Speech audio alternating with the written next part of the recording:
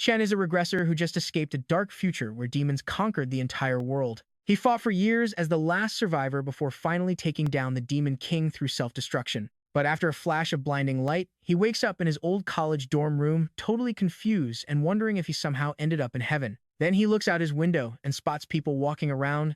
Reality slowly starts sinking in. After a few seconds, it finally hits him that his ultimate wish came true. He traveled 10 years back in time to his university days.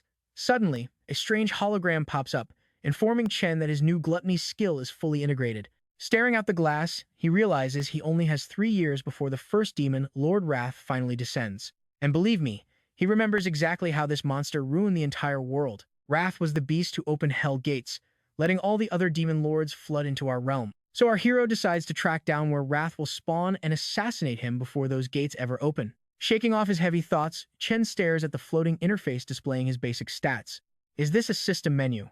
He is completely shocked, since nothing like this existed in his past life.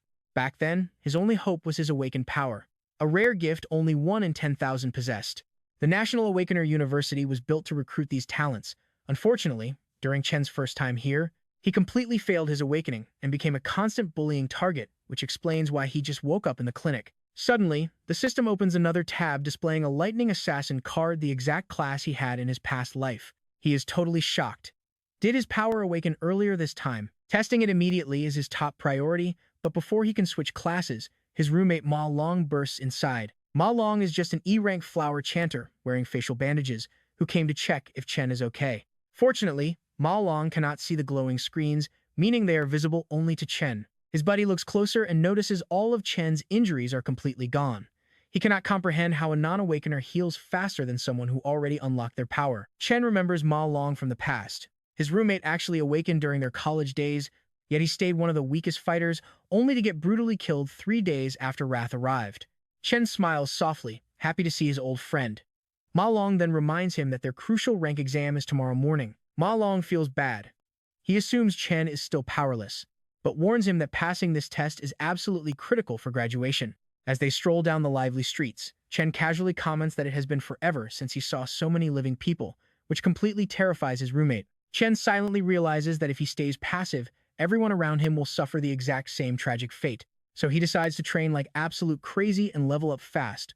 But here is the catch. Right now, the only way for an awakener to gain experience points is by clearing out dangerous monster dungeons. But those dungeons are completely locked down by massive guilds, leaving solo weaklings with 0 chance to farm. Opening his status window, he reviews his stats, wondering how he stacks up against normal awakeners and threats. Now, as we know, the authorities rank these humans from E-class all the way up to S-class. Chen knows that almost every student in the academy is stuck at E-rank, with barely anyone hitting D-rank. Looking over at Ma Long, he laughs to himself, feeling pretty confident he can outrank his buddy. Suddenly, a stray ball flies out of nowhere and strikes Ma Long, shattering his glasses right off his face. It is the infamous bully Gong Chung and his group of goons, the exact same guys who beat them bloody yesterday. Gong Chung smirks, demanding to know why they did not buy drinks for his group when they saw them playing. Ma Long instantly panics and reaches for his wallet, but Chen blocks his hand, coldly saying that Gong Chung is the one who needs to apologize. Gong Chung's face instantly triggers his worst memories. Absolute torment. They literally tried to drown him in a sink. With 0 remorse, they laughed and claimed they were just trying to unlock his power, only stopping when he blacked out. Ma Long rushed to save him, but the second Gong Chung heard Chen groan, he came back to beat him more. Escaping his flashback, Chen decides it is high time to teach these punks a painful lesson. Hearing him talk back, Gong Chung and his thugs march forward, fully prepared to shut him up forever. Chen stares right at Chung, knowing this punk only targets the helpless because his big brother runs the student council. A crowd gathers as the bully closes in, already pitying Chen since they expect him to get thrashed once more. Chung gets in his face and demands to know what he just said. Chen doesn't flinch, calmly telling them to leave him alone. Completely losing his temper, the furious bully throws a direct punch at Chen, but Chen casually raises his hand, blocking the strike effortlessly and shoving him back. The onlookers are completely stunned. Everyone knows Chen hasn't even awakened yet, so how did he just stop a massive blow like it was nothing? Seething with rage, Chung lunges back in. Chen stays cool, quietly switching his system class to Electric Assassin. Long stands frozen in pure disbelief. Meanwhile, the bully triggers his indestructible demon armor and charges with a massive slam. But before he can land a hit, Chen blurs forward, blasting him back with a lightning-charged fist. You see that? The school weakling just sent their biggest bully flying with one single hit. Even after tasting dirt, the bully refuses to quit. He screams at his goons to jump in and get payback. But his sidekicks are already shaking in fear after witnessing Chen's insane display of power. Chung drags himself up for one last desperate charge. Instead, he gets absolute destroyed and sent crashing down again. Seeing their leader get totally wrecked, the lackeys realize they stand zero chance and immediately scramble away. Long can only watch the whole scene play out in complete shock. He can't process how his weak roommate, who got trashed just yesterday, is suddenly acting like a total beast. Chen, however, realizes he can tap into his old past life assassin class whenever he needs it. His level 1 stats are already high enough to crush basic awakeners, meaning his strength is easily D-class. But there's a catch. Even after winning the fight, his system hasn't given him any level-up notifications. Wanting answers, Chen walks over to finish the bully off, causing the entire crowd to panic. Before he can strike, the student council vice president Ling Yu steps in and commands him to stop. She tells him that while the bully started it, this beatdown is already more than enough punishment. She promises the punk won't bother him again, so Chen finally decides to let it go. Walking away, Chen wonders why the elite student council is so desperate to protect a lowlife like Chung. Chen was only bluffing and didn't actually plan to kill him, but he knows trash like this needs a real lesson. Otherwise, they just keep picking on the weak forever.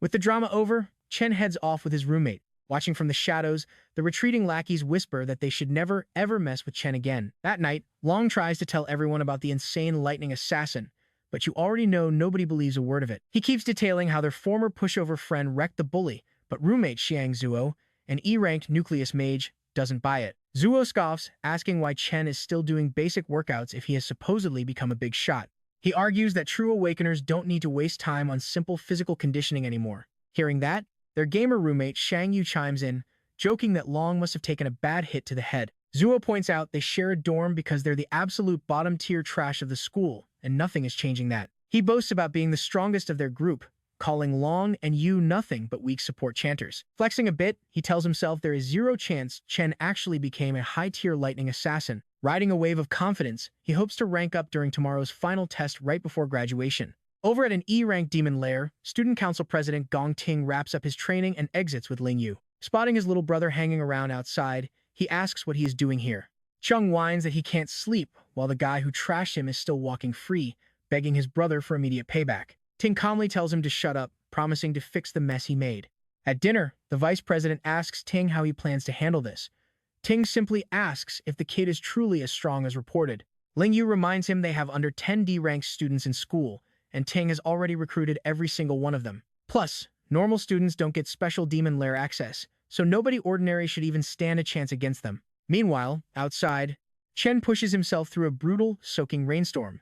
He is aiming to run 20 full kilometers while lugging 100 kilos on his back, which is almost double his body weight. He knows how vital basic training is to push an awakener's limits, since only a sturdy physical frame can withstand high-level powers. As he runs, memories hit him of his sister, his only family, getting slaughtered when the Demon King unleashed his wrath upon the human world. The Demon Lord slaughtered millions in a flash, and his sister died right before his eyes. Destroying this Demon King became his absolute obsession, since that horrific moment was where the end of the world began. Chen knows the Demon Lord is already building his strength, even with 3 whole years left before he finally arrives. To have any hope of winning, Chen needs to grow stronger at an absolute breakneck pace. Right at that critical second, his sister Siyun suddenly calls. Hearing her sweet voice after so long completely freezes him in place. She explains she was too busy with a competition to call. She happily adds that winning a prize might finally fix their overdue rent problems. Listening to her chatter, Chen quietly smiles. He silently vows to protect her and give her the beautiful life she deserved all along. After hanging up, he returns to training, hammering out 3 painful laps around the university. Drenched in sweat, he hits the shower, realizing he is slowly adapting to this younger body and its insanely high growth potential. Resting up, he contemplates the exclusive demon lairs that only the wealthy elites are allowed to access. He must hunt. Somehow, he has to find monsters to slay to grow stronger. Drifting off while planning, he suddenly gets yanked directly into the mysterious Gluttony system. Waking up in a bizarre landscape, you have to wonder if this is just some incredibly vivid dream. Back in the real world, Long is searching for Chen. But inside this bizarre dimension, Chen is staring up at a truly massive tower. Before he can even process the sight, a pack of E-rank beasts known as Death Hounds appears to tear him apart. He panics. Fearing he somehow entered a demon lair, Chen instantly swaps his class. Monsters are everywhere, so he decides to slaughter them first and ask questions later. He tears through the pathetic hounds like tissue paper, easily collecting the useful items they drop upon death.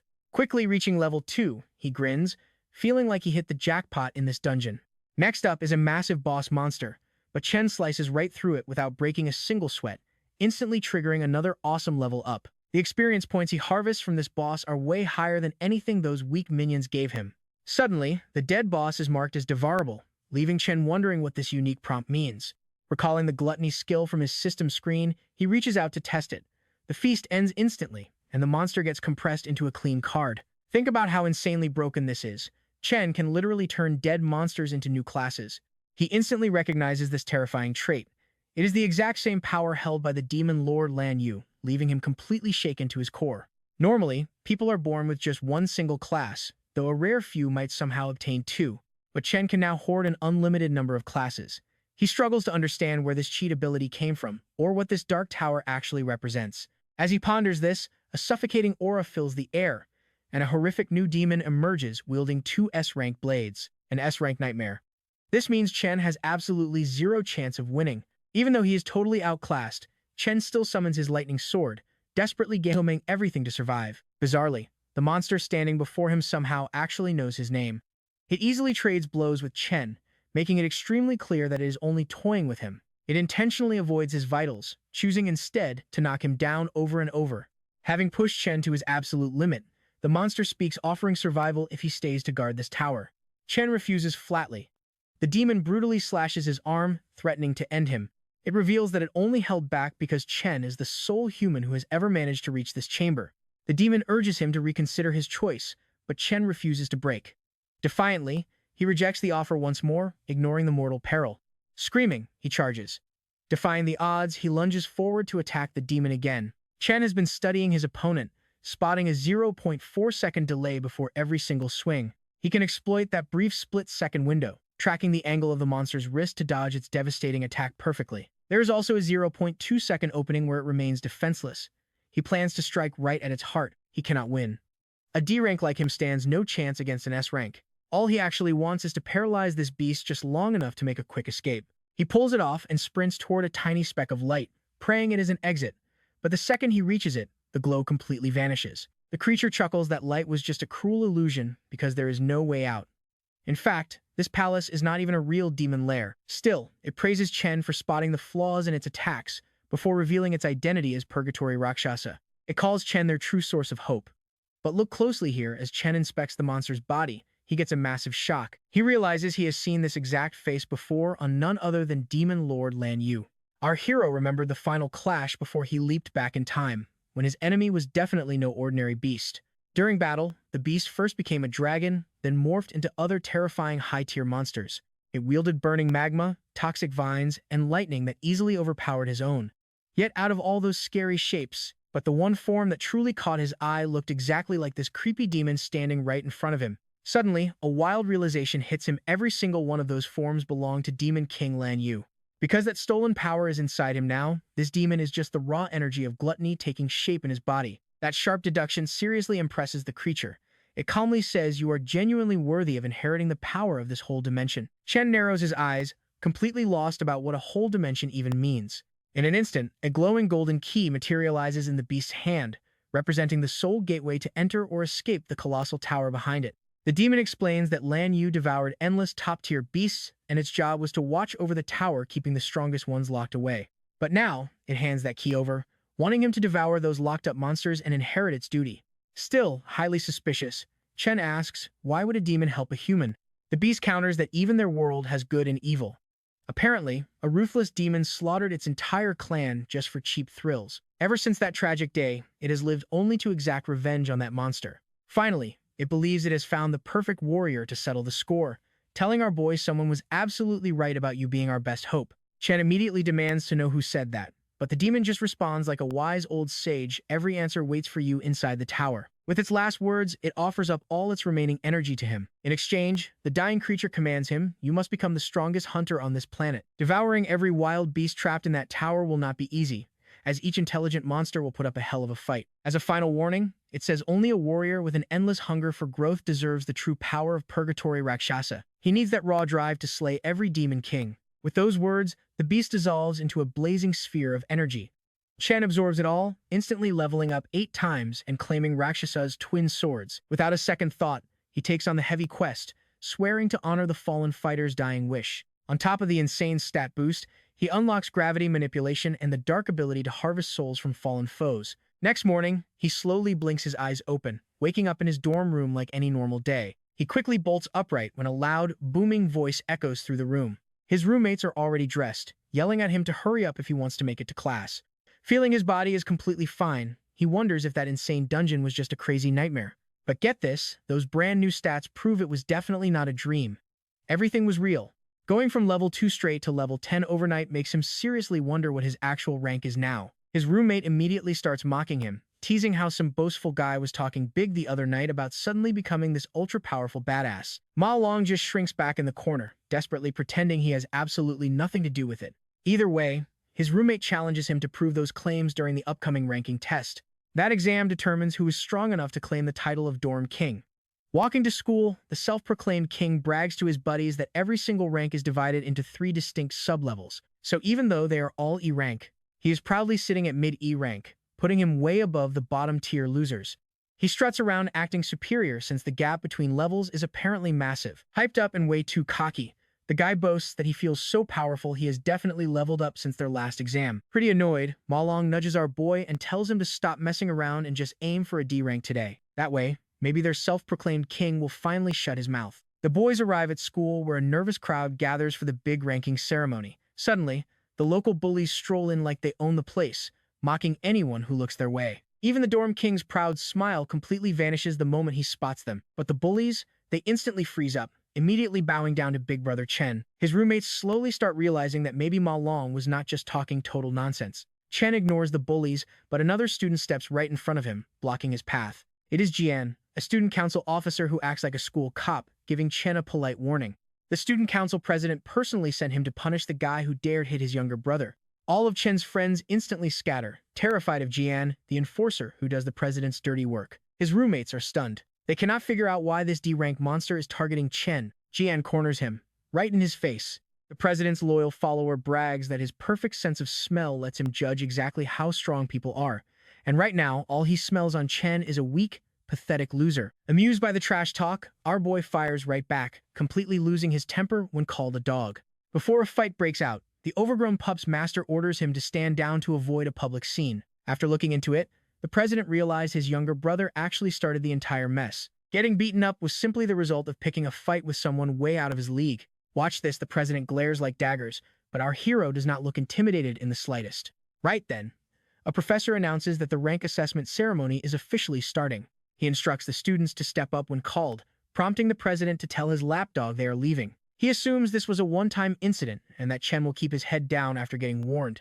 Watching from above, a man curiously asks the vice president why she's personally spectating the ceremony today. He wonders if some rookie caught her attention, but she just smiles, saying this year will be pretty interesting. Soon, Shangzhou's name is called, and the dorm king feels pretty nervous stepping through the testing door. The vibe changes instantly. The assessment is done one by one inside a creepy demon lair. Inside, a demon heart connected to wires measures an awakener's rank and potential by absorbing their energy. Once the awakener releases their full power, the signal beams back to reveal their final score. In the end, nothing. The dorm king's rank is exactly the same as last time, but the professor looks confused as the potential score takes longer than usual to register, while Mao Long watches intently. After all that intense suspense, Xiangzhou's maximum potential is revealed to be only a C, and he walks out looking incredibly sad, realizing his growth was all in his head. His roommates try to cheer him up, telling him they are all in the same boat anyway. Every single one of them is currently E rank, with a maximum potential of C rank at best. A bit later, the president's lackey steps out proudly, sitting at lower D rank with potential to hit A rank. Chen's roommates start losing hope after watching almost 10 other students comfortably secure a D rank. Even the testing professors are pretty shocked to see so many young students hitting D rank today. It is incredibly rare for kids without real battlefield experience to surpass E rank, so they excitedly call up the next student, and it is the president, carrying everyone's massive expectations. All eyes lock onto Gong Ting, a student who's already a guild master, as he steps up. Chen stays calm. He just patiently waits to see the guy's results. Everyone here knows that Gong Ting was merely a lower D rank just 2 years ago. Since the school's all-time record is only middle D rank, everyone wonders if the president is about to shatter that ceiling. Inside the lair, the demon heart's eyes slowly creak open, though the president holds back his full power. Still, he wants to graduate with a massive bang, permanently etching his name at the very top of the history books. Watch this the moment his potential glows gold. The professors blink in pure disbelief. Their expectations are fully confirmed as Gong Ting's high D rank completely blows everyone away.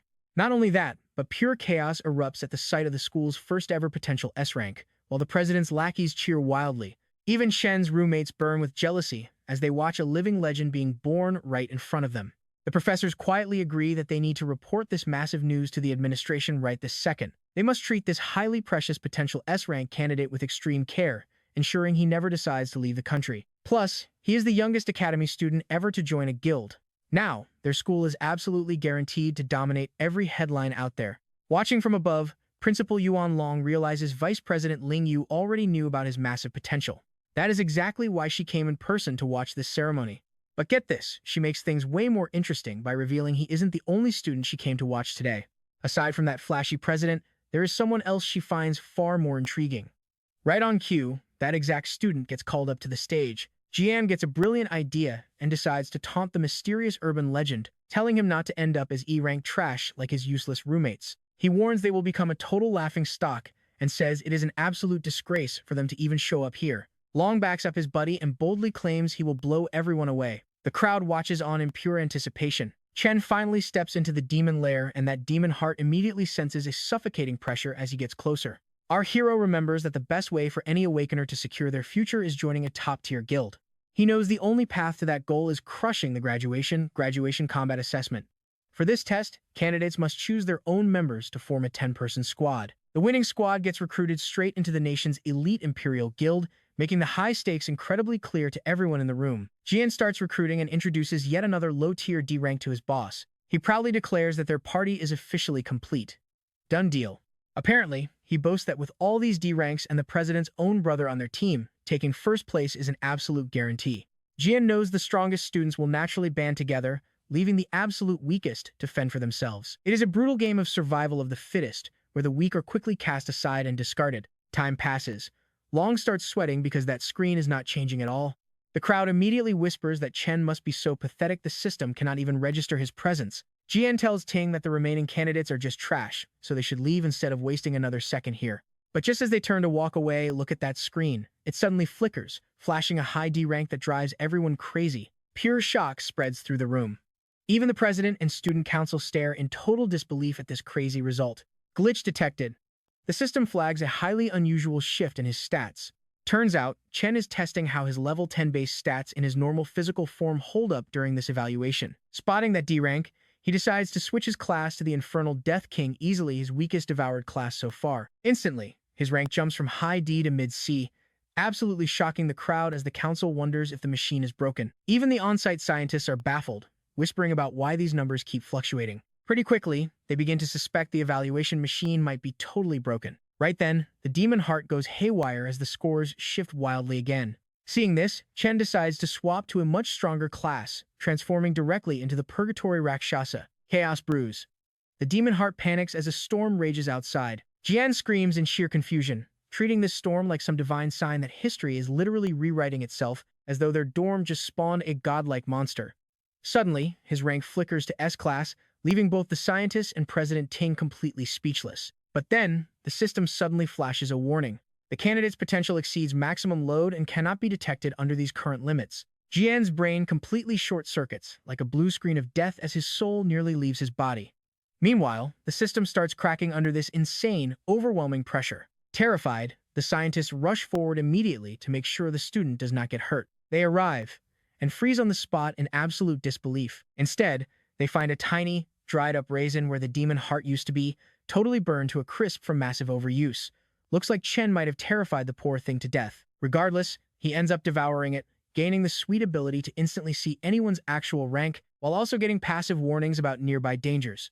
Walking out of the demon lair, he is pretty thrilled to see everyone's rank hovering right before his eyes. But he quickly notices the president has actually masked his true potential, revealing he is nothing more than a highly mediocre C rank at best. The scientists shuffle out awkwardly, announcing that the demon heart suffered a literal heart attack from extreme stress, forcing them to pause the evaluation. They write off Chen's results as some bizarre system glitch and declare that a full report will be sent upstairs for review. The rest of the students must return tomorrow, when a brand new testing device will finally be ready for their assessment. On the walk back, Chen's roommates hype him up like crazy, treating him like an absolute legend after what he pulled off. Jian clearly can't handle his intense jealousy. He calls Chen a total fraud, demanding payback for the broken machine while crying like a sore loser. Right as Chen reaches his limit and prepares to wipe the floor with him, Ting steps in and immediately calls Jian out. The president warns him not to disrespect their teammate, which leaves Jian completely shocked. Ting then extends his hand, inviting this newly revealed powerhouse to join his squad. He confidently promises that together, they will definitely secure the highest score in history. Jian starts panicking in the background. He knows someone will get kicked off the team to make room for Chen, causing massive trouble with the brothers. He knows joining Ting's team pretty much guarantees first place, which really makes you wonder what makes Chen so incredibly special, especially when everyone else couldn't even buy their way onto the elite squad, no matter how hard they tried. Jian swallows his pride and welcomes Chen, placing a hesitant hand on his shoulder. Chen immediately slaps it away, saying he has zero interest in joining them. This brutal response makes Jian break into a cold sweat, while Ting just watches silently. Jian snaps back, telling Chen he has absolutely no clue what he is turning down, since their team is easily the best in school. Chen just turns his back and walks away, saying it has nothing to do with him while calling them way too noisy. He warns them not to bother him again. Jian boils with pure rage after such a rude rejection. Before long, the entire school starts gossiping about Chen's crazy refusal. Most students think he is aiming for first place alone after revealing his C-rank status, so everyone gets to enjoy the drama unfolding right now. Chen's roommates are absolutely loving the humiliated looks on both Jian and Ting after such a public, brutal shutdown. The president keeps his cool, telling Jian not to stress if Chen wants to run solo. Seeing how this went down, the watching principal sighs. He really hoped the boys would team up. He wanted them to break a new school record together. However, Ling points out that things are actually way more interesting this way. She explains that since Ting grew up rich and spoiled, he will definitely take this rejection as a direct declaration of war. She reminds the principal that the student president is not an easy guy to cross once his pride gets hurt. Jian keeps whining, claiming Chen just has a huge ego because of some test error, but Ting quietly hints that result might actually be real. He admits that even if it's unlikely, nobody is stealing his top spot. Ever. Jian recalls that Chen is probably just an ordinary kid with zero real-world combat experience. Meanwhile, the council elites train secretly in a brutal demon lair to get strong, so he suggests teaching Chen a lesson for being so rude. Ting cuts him off immediately, asking if he honestly believes their own president is petty enough to pull something like that. Jian panics and apologizes. Ting then cancels their karaoke night, telling Jian to deal with the situation completely on his own. He coldly adds that whatever Jian decides to do next has absolutely nothing to do with him. Chen understands the hidden message right away. Soon after, a spy approaches Jian to report that Chen already left the school to head home. He notes that Chen left without even stopping to grab food, which makes things incredibly convenient for them. This is absolute gold for Jian, and you know he is going to try and crush him where nobody can help. As Chen crosses the street, he suddenly remembers a massive disaster from his past life. A top guild had tried to clear a demon lair in the Saint He country area, where they encountered a horrific new monster called Wrath. The beast wiped out that entire elite team without them even landing a single blow, before escaping into the human world to cause total devastation. Even though his memories of it are pretty blurry, Chen is determined to track down that exact same demon lair in this lifetime. But first, he needs cash, so he heads to the Mithril Monster Exchange Center. He recalls that in the future, this place will become the single biggest trading hub in the entire country. In this world, an Awakener's strength is based almost entirely on the overall quality of their weapons and gear. This place is the premier spot to trade these items, but Chen just sees it as an easy shortcut to make quick cash before chasing his main goals. He steps right up and presents a few high-grade monster fangs to the broker. The broker inspects them with pretty clear suspicion, asking how a mere student could have gotten his hands on items like these. Chen calmly says they dropped from a beast he just killed. The broker is completely stunned, admitting he has never seen fangs like these before. His assistant steps in and explains those fangs actually come from an E-class monster called a Sang-Sin beast. She explains these fangs can create an E-grade weapon or even be ground down into powder for other uses. The rude broker cuts her off, tossing the fang back onto the table while claiming an E-grade item is pretty much worthless anyway. Bragging that this shop is strictly VIP, he claims they only deal with high-tier Awakeners and D-grade gear. That excuse covers up his own ignorance, but inside, he is just complaining about the complete lack of wealthy customers lately. He sees absolutely zero benefit in helping a student who can't get him promoted. Calling Chen a total bother, he dumps all the work on his assistant, Li, and walks away. Li politely hands Chen an envelope of cash, asking if he needs anything else, and Chen finds 18 grand inside. That is plenty to pay his rent without any stress, so he pulls out the glowing great sword from the Purgatory Rakshasa. This instantly grabs her attention. She has never seen anything like it, guessing it must be at least B grade or maybe even A grade. But the broker just walks back over and laughs in her face. He says A grade gear costs around 1 million, claiming that in all his years working here, he has never seen one in person. Right then, the owner enters, calmly stating that the weapon is neither A grade nor B grade. The broker instantly kisses up, smugly agreeing that a mere student could never own something so valuable. But then, the boss explains it actually hails from the Purgatory lands. He drops the bomb. It is actually an S-grade item, freezing both workers in absolute shock. The owner immediately shakes Chen's hand, warmly welcoming him as an honored VIP guest. Inviting Chen into the VIP room, he tells him to ask for whatever he needs, leaving Chen satisfied that the owner, Qingji, showed up exactly as planned. Once they settle into the VIP room, the guild boss asks Chen how much he wants to sell the weapon for. Chen immediately answers with 1 million, which completely blindsides the green-haired boss. The boss points out it could easily fetch tens of millions since it is incredibly valuable. But Chen explains he just wants to use the great sword as collateral for a $1 million loan for a month, leaving the man even more stunned. Realizing Chen is incredibly sharp, he wonders who this kid is as Chen promises to return the principal in 30 days and the interest the month after. Before replying, the guild boss asks the assistant to step outside so they can discuss business in private. Once she leaves, the man mentions he knows Chen attends the National Awakener University, where seniors are right on the verge of graduating. He adds that he knows the graduation test is in 30 days, and the grand prize is exactly 1 million. The boss then looks Chen in the eye, asking if he is totally certain he will take first place. The guild boss figures out that Chen desperately needs cash and wouldn't resort to this unless it was his absolute last option. In the end, he offers to lend Chen 1.5 million right away with 0 interest.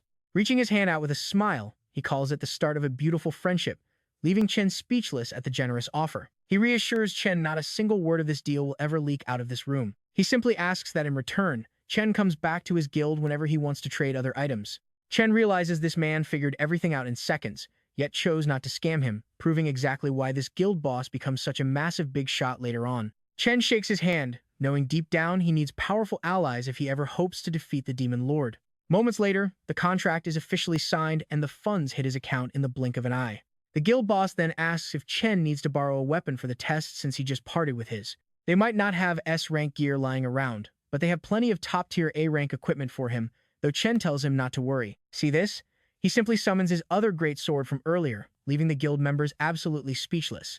With that, Chen takes his leave, and the guild boss immediately promotes the pink-haired girl to supervisor for securing such a high-level client. Before walking out the door, Chen realizes he forgot to buy something and heads back to the counter. A few hours later, Chen finds himself waiting at a bus stop. He recalls how in his past life, he struggled endlessly to claw his way to the top while people treated him like absolute garbage. He pulled endless back-to-back shifts just to get by, living with his sister in conditions that were barely one step above being homeless. His sister, Yuan, had gotten into her dream school back then, but she gave it up, claiming the campus was too far from her brother.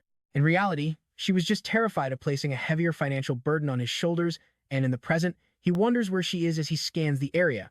Suddenly, a familiar voice calls out, teasing him for foolishly checking the entrance instead of the exit. It is Yuan, dragging a massive suitcase while complaining they are flat broke because rent wiped out their cash again. But Chen just stands frozen in absolute shock. After all, it has been 7 long years since he last saw her. She orders him to carry her heavy bags. Getting no answer, she waves her hand in his face to wake him up. That is when Chen suddenly lunges forward, pulling her into a tight hug that catches her completely off guard. After a few awkward seconds, she pokes his ribs to break free, yelling at him for almost crushing her to death. She jokes that he is acting pretty weird, teasingly asking if his crush finally rejected him, though he quickly brushes it off. They start walking home as she keeps chatting away about her upcoming exams. Even so, Chen is simply thrilled just to listen, secretly swearing to himself that he will protect her from any harm in this lifetime. Meanwhile, some thugs are waiting in a dark alley and yes, they just confirmed our heroes heading right toward them. Their leader, Jian, orders everyone to stay hidden until the target arrives so they can jump him all at once. Grinning like a total psychopath, he mutters that he is going to make Chen pay dearly for what he did. One worried lackey asks if things might get way too messy if the fight escalates. But the Cloud Assassin says he originally only planned to rough the kid up, but now he is absolutely furious. Remembering how Chen humiliated him, he warns his goons to save some of the fun for him, vowing to teach Chen a lesson he will never forget. Jian brags about being the ultimate killer around, drooling as he pictures the utter look of despair on Chen's face. Back with our siblings, Yuan points out that her brother is acting pretty strange, wondering if exam stress is getting to him. She quickly laughs it off, teasing that a weakling like him really should not be overthinking things. She even reminds him of his own advice, just keep moving forward and let fate handle the rest. Wanting to cheer him up, she starts singing a silly, motivational song just as they step into the alley. Chen is secretly touched that she noticed his mood shift, though he knows she has no idea about his crazy new powers or massive wealth. When he confidently tells her he is perfectly fine, she playfully asks if that is just his big male pride talking. Yuan just shakes her head, proudly thinking that her little brother is finally growing into a real man. Sneaking behind, one goon whispers to Jian that the target is walking with a girl. This makes Jian completely ecstatic, knowing there are 0 cameras in this blind spot. But Chen instantly senses their murderous intent, immediately recognizing these guys as the same lowlifes from the student council. Quietly pulling out some wireless earbuds, he gently places them in his sister's ears.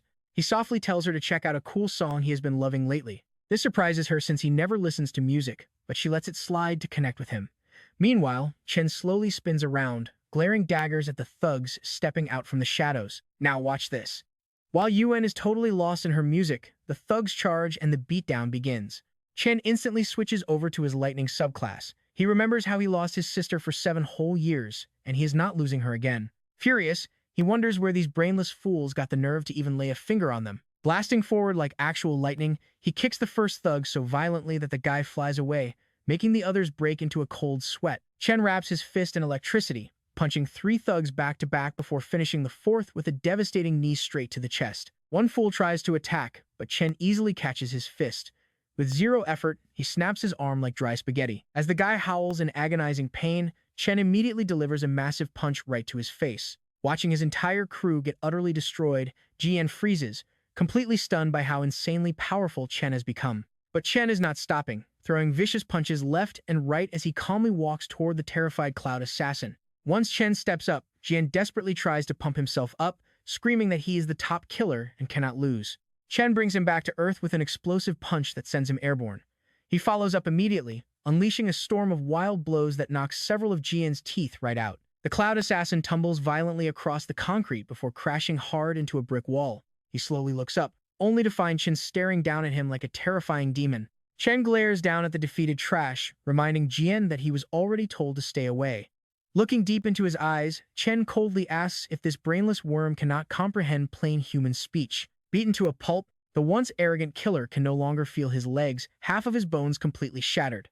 Recognizing that he messed with the ultimate monster, he can only mumble a pathetic, tearful apology. But Chen immediately shuts him up, grabbing his collar and pressing a freezing dagger directly against his cheek. Looking right into Chen's eyes, this self-proclaimed top assassin finally sees the truth. There is absolutely 0 hesitation to take a life.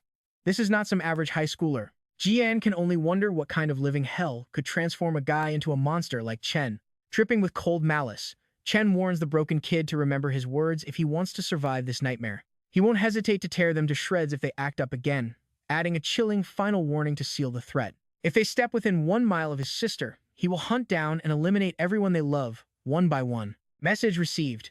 He tosses the dagger aside and walks back to Yuan, long before the background track even stops playing. Meanwhile, his sister is completely overwhelmed, crying her eyes out over the incredibly sad and lonely lyrics of the track. Heartbroken and confused, she cries over what her brother went through to change this much, questioning if her support back then simply was not enough. Wiping her tears, she spins around, totally determined to give him a piece of her mind, but she freezes the moment she spots the gift in his hand. Now this is incredibly sweet. It's the gold-plated pen she has always dreamed of, right there in front of her. Yuan blushes bright red with pure excitement. She can barely believe he bought her the newest holographic magic pen, a luxury that costs way more than their monthly rent. Her super cute reaction instantly melts Chen's heart. Her face says she really does not want to return it, even if that is the responsible choice with rent overdue. Clenching his fist behind his back, Chen silently vows to protect his sister's smile this time, making sure she gets into her dream school no matter what. Back at home, Yuan happily spends hours drawing glowing holographic patterns in the air. Watching her, her older brother quietly eats a bowl of her homemade ramen, genuinely happy she loves his gift. Still, reality soon hits her, and she starts worrying about him spending this much when next month's rent is not even paid. In response, Chen smiles proudly and drops a bombshell. Their rent for the entire year has already been paid in full. He casually claims his little side hustle with a buddy has been making some serious cash lately. But you know, sisters, Yuan is way too sharp and instantly shoots him a glare, completely refusing to buy this convenient story. Even so, she decides not to press him for any more details. Honestly, she cannot remember the last time her brother laughed so freely.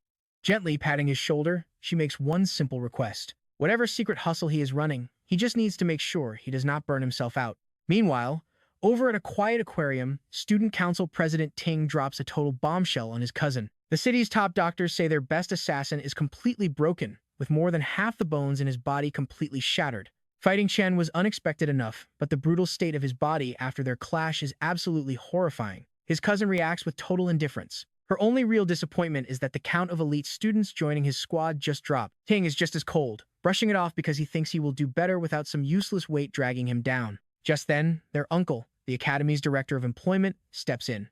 Director Gong Xuan calmly delivers his official report on our hero's latest moves. His deep investigation into the chaos at the ranking ceremony is finished, and the results are undeniable. Chen's true rank is actually higher than President Ting himself. This massive revelation catches the proud president completely off guard, prompting the director to offer a stern warning. Ting's father apparently asked a vice chairman of the alliance to personally evaluate his upcoming combat exam. Because of this, Ting has to make sure he outshines everyone else. But if he somehow fails to steal the spotlight, the director has a backup plan ready. The green-haired girl, his uncle's favorite niece, will join his squad to guarantee they lock down first place. However, the arrogant president flatly rejects the offer without giving it a second thought.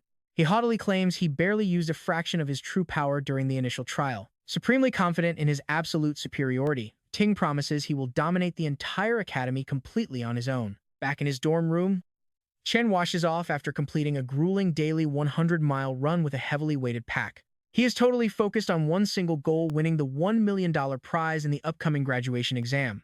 This prize is his pretty much only real shot at fulfilling his deal with Mithril Guild's Qingji and locking down a lucrative, mutually beneficial trade relationship.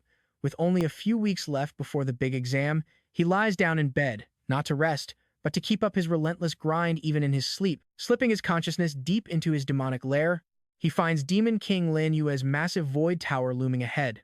Without any hesitation, he marches up the long, imposing staircase right to the entrance. Before this, his first test with the Grave Hound King class reached a solid mid-C rank. But then, the sheer crushing power of his Abyssal Fiend class totally fried the Academy's rating system. Even the Demon Heart itself could not properly classify its insane potential. So now, the only way to test his other classes becomes pretty obvious. He has to unlock the Void Tower and unleash their raw power right on the battlefield. Stepping inside, Chen wonders what kind of brutal, nightmare scenario this tower is going to throw at him. But then he actually sees it, and his eyes widen in pure shock. He is suddenly pulled into a weird dimension, standing on a massive white planet floating in space. You see this? The moment he takes a single step, his knee buckles under the weight. Out in the fallen star wastes, gravity is 10 times stronger than Earth. Chen feels the heavy pressure deep in his bones as his exit vanishes. He knows he has to beat the boss to get out, meaning he must adapt fast before any monsters try to ambush him. But a phantom lion stalking from the shadows is not giving him any time. Out of options, Chen quickly swaps to his lightning class. The lion lunges, but he barely dodges and drives his blade into its shoulder. The beast roars in fury, but since his strike missed any vitals, it barely does any real damage. He realizes pretty fast that his attacks are just as slow and sloppy as his heavy movements. The phantom lion easily pins him down, snapping its jaws.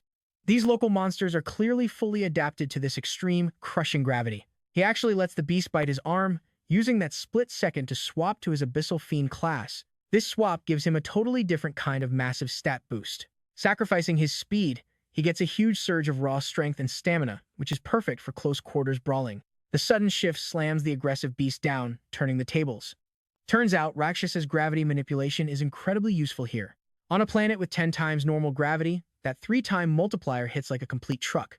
The lion roars, but Chen shows zero mercy, crushing it into the dirt before collapsing to catch his breath. Suddenly, Gluttony hits him with a level-up notification, and he learns that each class has a star rating. The stars basically show how much his stats will shoot up when he switches active classes. Right now, Purgatory Rakshasa has the highest stars of them all. Yet, even with that edge, he barely survived against a single B-rank lion. It is pretty clear he has a long way to go to reach his full triple S potential. To make things worse, he is pretty annoyed that Gluttony won't even let him absorb this beast. And this monster is definitely not the floor boss, the exit is still closed. Suddenly, a massive door opens behind him. Dozens of eyes glow in the dark. Talk about a reality check. All that brutal struggle against just one lion is absolutely nothing compared to what is coming next. Dozens of B-rank monsters swarm out, clawing at him from all sides. Now he finally gets what Rakshasa warned him about. The demon warned him that this place was packed with ruthless beasts, and his journey would be nothing but endless pain. But he had to endure it to adapt and grow stronger. Chen suddenly sits bolt upright in bed, feeling like he just barely survived the worst nightmare ever. Everyone else in the room is still fast asleep, totally oblivious to the agony of him getting shredded by monsters. He finally realizes that this void tower is absolutely not some quick shortcut to leveling up. This is just the brutal start of a long journey. Fast forward a few weeks, and graduation day is finally here. Tons of powerful VIPs gather to watch this promising new batch of rookie students.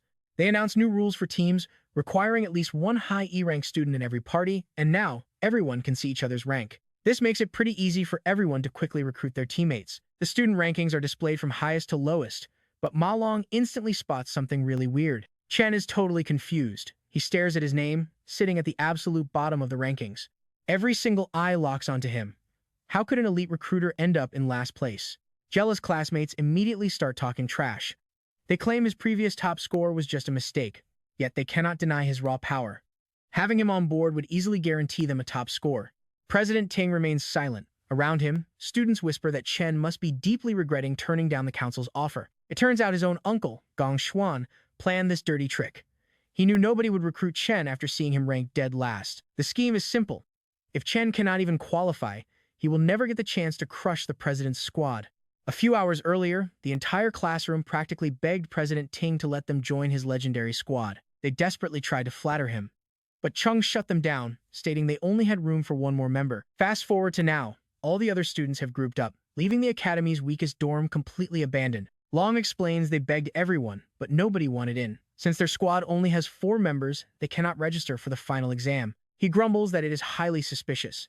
Chen's rank suddenly plummeted, rendering their heaviest hitter completely ineligible to participate. Since the regulations demand at least one high-tier E rank, it feels like they were targeted. This graduation test is their only shot to showcase their skills and secure a top guild. In this final exam, the number of players directly dictates how many monsters will spawn against the group, meaning a larger team is not an advantage. That is exactly why nobody wants to carry these low-tier students as dead weight. Making matters worse, the 3 lowest-ranked misfits share the exact same dorm room, leaving them totally cut off from everyone. Suddenly, a student shouts over to Zuo, saying they only need one final player. He tries to play mind games, telling Zuo he surely does not want to fail graduation by sticking with his useless roommates. Chen quickly realizes that if they do not find someone soon, they will all be completely disqualified from the competition. But the dorm king flatly rejects the offer, declaring that he will never abandon his brothers. The recruiters storm off mad, but Zuo warns them not to underestimate anyone. Scanning the screen, Long announces almost everyone has teamed up. They only need one more player, but honestly, nobody's willing to step up. Looking up, Chen glares at the director, realizing the man shares a last name with the council president. He sees right through their dirty games.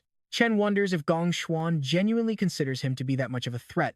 Refusing to back down, he vows to enter the test anyway, suddenly channeling crackling arcs of blue lightning power. Since these people are acting like total haters, he tells himself there is absolutely no reason to hold back anymore. Unleashing his raw aura, he steps forward, leaving the school officials utterly stunned by this sudden burst of power while his roommates look on in shock. Chen remembers that all professional Awaker schools share one specific rule. To foster competition, anyone can challenge a rival at any time. It might seem like simple showing off, but it is the fastest way to get noticed. In a public spot like this, most cowards would just decline the challenge outright, but he knows the proud president cannot back down. If Chen beats the blonde guy, every squad in the academy will beg him to join. Suddenly, a gorgeous girl appears at the door and calls out to Chen, asking if his squad still needs another member. She calmly adds that she also wants to participate in this year's big graduation exam. The vice president points out she reached D rank back in middle school, so she will not disappoint him. His roommates go wild, wondering how he pulled such a gorgeous girl. And get this, even Ting and Chung look totally baffled while the corrupt director literally chokes on his water. The crowd begins whispering, wondering why an exchange student is here. Nobody knows her background, but rumors claim she hails from the legendary Saint Kingdom. Furious, the director steps in and snaps that exchange students are strictly banned from taking part in the school's graduation exam. He points out that Ling has never taken a ranking test here to prove her abilities, which directly violates their official school policy. Suddenly, the principal appears and calmly states that the director is actually right. Gong Xuan freezes in sheer shock upon seeing the old man. The principal asks why Ling wants to test herself when her visit is so brief. Meanwhile, Chen is totally baffled, wondering how a warrior-class cultivator could suddenly teleport right in front of them like that. The old man explains it would not be fair to the local students if a powerhouse like her just plays around in their exam. Chen starts sweating as he realizes he cannot even sense the power levels of these two heavyweights. Finding his voice, the director eagerly supports the principal, arguing that a proper academy cannot run without strict regulations. The principal shifts his tone. He explains that this school exists to give awakeners a safe place to learn and build their path toward real greatness. Sure, the graduation test is an old tradition, but it is also easily the most crucial moment of their lives. So how is the school making things right if sudden rule changes completely rob a student of their shot? Now the director is sweating bullets. Terrified, his little scheme has finally been exposed. Is it all for Chen? He begins to wonder if the principal is doing this just for him. No way. Realizing he is playing a losing hand, the director quickly decides to back down. He reassures himself that since the top-tier elites already teamed up, they should easily win anyway. Bowing deeply, the director offers a shaky apology, admitting they totally overlooked how these restrictions might keep certain students from growing. He quickly announces that for the sake of total fairness, lower-tier teams and smaller squads are officially allowed to enter. Hearing this, the four roommates lock in their team and celebrate their sudden ticket into the big graduation test. Watching from the back, the principal casually mentions to Ling that she seems a bit too fascinated by Chen. On one side of the battlefield, the elite student council president takes charge of the absolute strongest team, and on the other, Chen is leading the three lowest-tier underdogs. The old principal is pretty curious to see which dungeon they pick and how many points they can actually secure. The host announces that all team captains can officially select their target Devil Cave. But then, his tablet dings, catching him completely off guard because someone already locked in a selection. Total silence hits the room as Chen's pick pops up. His crew instantly loses their minds, begging him to change it before it is too late. But Chen says absolutely nothing, his eyes totally locked onto the screen. To understand the stakes, teams score points by clearing out devil caves and taking down deadly monsters. Slaying boss monsters and setting speed records gives massive bonus points, which are then multiplied based on how insanely difficult the dungeon is. An F-rank dungeon maxes out at 75 points, while an E-rank cave offers up to 100 points. The top squad gets a direct ticket into the prestigious Imperial Guild, and the MVP walks away with 1 million won. Whispers fill the hall because the highest score ever recorded was 90 points, achieved by the legendary master of that exact guild. Just clearing an E-rank cave usually requires at least 3 highly capable D-rank fighters to survive. This term, Ting's elite squad is fully expected to shatter that record. Suddenly, a chime alerts the room that a team has made their choice, and everyone gasps when they see Chen picked a D-rank dungeon. No student team has ever survived a D-rank before. Everyone immediately assumes he just made a massive mistake. Long nervously asks Chen if he dropped his brain somewhere, while the dorm king is straight up screaming at the screen. His nerdy buddy tries to talk some sense into him, but Chen calmly reveals that this was a highly calculated move. Then, another loud ding echoes as the student council president locks in the exact same D-rank cave. Ting's elite allies confirm instantly, fully qualifying them. The entire hall erupts into pure chaos, though Ting's squad tries to act totally cool. A blonde goth girl immediately roasts Chen, claiming he is just acting tough because he desperately wants attention. Some bald kid scoffs, saying Chen's bottom-tier teammates will never sign off on this suicide mission. But Long stares at Chen's face and realizes his friend is dead serious. Just look at him. He wonders when his quiet friend became this incredibly bold. Making up his mind, the nerd slams the confirm button, deciding to trust his buddy. Yo quickly hits his button too, feeling like there is nothing to lose. The dorm king gets pretty annoyed the others beat him to the punch, so he angrily mashes his screen too. Just like that, the system officially qualifies their underdog squad for the exam. Looking at his loyal roommates, Chen apologizes, admitting he chose this brutal stage so they can grab the top spot. He knows he is pulling them into his own crazy dream, but he promises they will rise to the very peak together. Hearing this, the president stands up, declaring that the throne belongs to him and him alone. Chen slowly turns around and stares him down. Ting flares a heavy, crushing aura, warning him that there is only room for one king at this academy. Watching from the back, Ling is pretty surprised. She has never seen the president show this much raw emotion before. Their rivalry is officially out in the open. The old principal just smiles, proud of their courage. But Ling is deeply worried. A D-rank cave is something even a seasoned C-rank fighter cannot handle alone. Sure, it offers a massive 150 points, but the danger is just far too high. Worse, they are out of their depth. His classmates are completely unsuited for this. The principal points out that with only 1 month remaining, it is literally impossible for them to level up enough. Still, he keeps his hopes up. Cut to 2 weeks later at the training grounds, and everyone is totally wiped out. Long complains, asking why they are stuck doing brutal physical workouts while the other students get to use simulation machines. Chen puts them through a pretty brutal routine, leaving the entire group feeling completely burned out. Chen warns them that virtual practice is completely useless. The moment you step into a real demon cave, your mind goes blank and you have to rely purely on instinct. This heavy physical conditioning is the only way to build the raw speed and reflexes they actually need. Obviously, the single best way to learn is by clearing a real, live dungeon. But normal kids can only dream of that. Only the high-class elites get those golden opportunities. What is worse, those top-tier students actively gatekeep resources, so the regular crowd can never catch up. The elites get premium gear regular people could never afford. Frustrated, the dorm king asks how normal guys are even supposed to compete.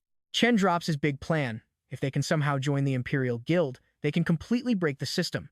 The upcoming graduation exam is their absolute last shot to blow past those wealthy elites. Fired up by this dream, Chen promises to do whatever it takes to guarantee they come out on top. Now check this out. With just 2 weeks left, Chen is grinding inside the Void Tower every single night. Taking down those massive phantom lions is a total nightmare, but he refuses to stay down. 5 days before the test, his roommates are practicing hard, but Chen is playing a completely different game. His absurdly brutal routine makes regular workouts look like a gentle warm-up. 2 days left. His rival is definitely working hard, but Chen is evolving at an insane speed. Now he is easily taking on entire packs of lions under intense gravity. Blood is literally dripping down his face, and he looks absolutely ready for war. On the big day, a sleek guide drone hovers over the crowd as our boys march in looking sharp in matching gear. The moment they snap on their wristbands, the exam is officially live. Nearby, the principal warmly welcomes Gong Lin. This distinguished-looking man is President Ting's father, who actually co-founded the legendary Imperial Guild. The students cannot take their eyes off the guild founder, staring like he is some kind of rare museum exhibit. Whispers turn to total shock as a luxurious white limousine rolls up right in front of the hosts. A handsome, red-haired guy named Carl Cavendish calmly steps out. The kids immediately lose their minds because Carl Cavendish is the vice chairman of the World Guild Alliance. A VIP like him never visits local schools. Up in the VIP suite, the director notes that 23 teams are tackling basic F-rank demon layers. A handful selected E-rank challenges, and only 2 crazy groups dare to choose D-rank layers. The Alliance Secretary, Sigrid, looks genuinely shocked that rookies would take such a massive risk. Normally, even veteran hunters need serious prep before entering a D-rank layer. She wonders if the school actually cares about student safety. Hearing her worry, the director calmly replies that the kids know exactly what they signed up for. He points out that new awakeners with 0 real combat experience often get crushed by simple F-rank monsters, but the actual nightmare is the floor boss, which is significantly more powerful than regular beasts. Most groups fail because they cannot take down that boss, and things get way worse inside E-rank dungeons. And here is the kicker: the normal monsters in E-rank are as strong as an F-rank boss. Talk about a reality check. The secretary raises an eyebrow, asking if there is any safety net if things go completely sideways.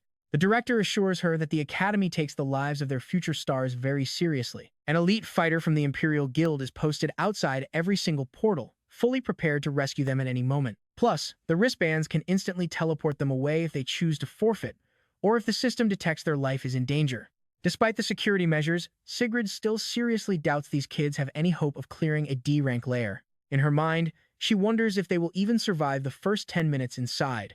The director confidently chuckles, expecting the E-rank teams to run out crying.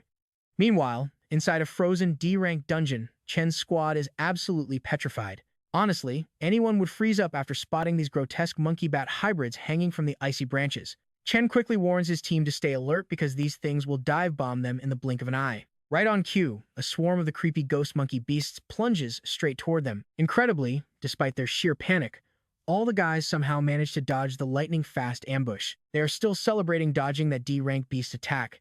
But then something way crazier happens. Our boy just stands there, calm, holding a lightning sword, surrounded by dead beasts. He warns them to prioritize their own survival since they are too weak, leaving the rest to him. Suddenly, another bat lunges. Fast, too fast.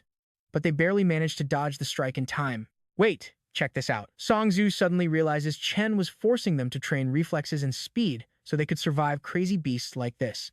Zhu grits his teeth. He spent semesters calling himself the dorm king, but now he has to rely on his random roommate. Meanwhile, Chen completely obliterates every remaining ghost monkey. Gone. They dive at him in relentless waves, but his blade slices them down before they even register his presence. The dorm king mutters that he always heard about Chen's insane power from Ma Long, but seeing it firsthand is completely different. To him, Chen looks like a battle-hardened soldier, not a normal student at all. With the battle raging on, the dorm king feels a touch of bitter jealousy over Chen's skyrocketing reputation. Another monster lunges out of nowhere. Behind them, Ju barely blocks the strike. He grabs the monster's leg with his burning hands. "Stop being dead weight," he yells. "We need to get it together." After all, Chen is not the only graduate here with his future on the line. That sudden burst of raw determination completely stuns the entire team. Inspired by his stubbornness, Shang Zhu quickly binds the monster tight with his Vine Lock spell. But to his shock, the beast breaks free instantly. Slam! It kicks Zhu hard. Long casts his Frostbite Breeze, which barely slows the creature down, forcing the squad to coordinate their attacks. Teaming up, they successfully pin the monster down, screaming for the Dorm King to fire. He charges up an explosive flame bullet, landing a devastating direct hit. It did absolutely nothing. 0 damage, just a few burnt hairs. He spams several more flame bullets at the beast, but nothing works. Shang Zhu and Long are already pushed way past their limits. No more holding back. The Dorm King goes all out. Channeling every ounce of magic, he launches a massive flame strike directly at the beast, causing an absolute explosion. Once the thick smoke finally clears, only a charred skeleton remains, and the drone announces their successful D-class kill. They collapse, drained. The 3 of them are completely spent. They are thrilled to actually defeat a D-class monster all on their own. Chen walks over, slightly surprised, as they eagerly ask if he watched them. The defeated beast leaves behind some loot, a single finger bone. Zhu Ao tries to play it cool, acting like killing it was a piece of cake.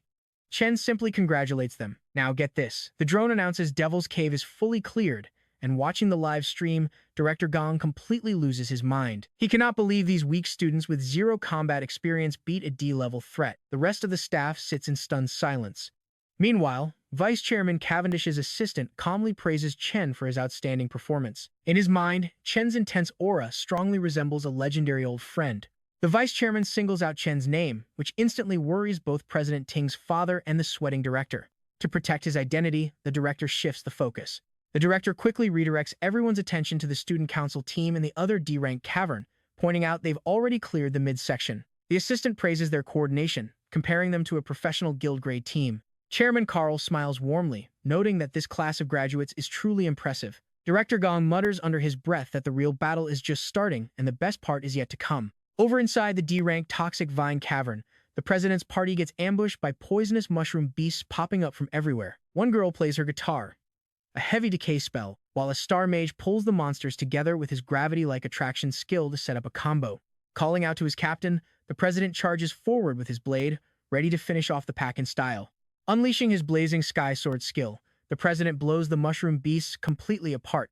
Instantly, the party members immediately notice that these test monsters are exactly identical to the ones from their training sessions.